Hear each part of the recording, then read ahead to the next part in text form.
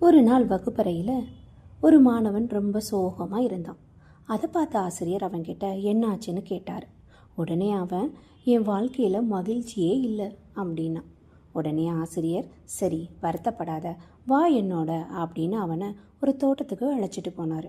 அங்கே வண்ண வண்ண பட்டாம்பூச்சிகள் அங்கும் இங்கும் பறந்துக்கிட்டே இருந்துச்சு. உடனே ஆசிரியர், இதோ இவற்றில் ஒன்றை பிடித்து வா அப்படின்னு மாணவன்கிட்ட சொன்னார். உடனே அவன் பட்டாம்பூச்சிகளை துரத்த ஆரம்பிச்சிட்டான். ஓடி ஓடி பிடிக்கிறான். ஆனால் அவனால் ஒரு பட்டாம்பூச்சியை கூட பிடிக்க முடியல. உடனே ஆசிரியர், சரி பரவாயில்ல, வா இந்த தோட்டத்தின் அழகை ரசிக்கலாம் அப்படின்னு அவனை தோட்டத்துக்கு நடுவில் அழைச்சிட்டு போகிறாரு.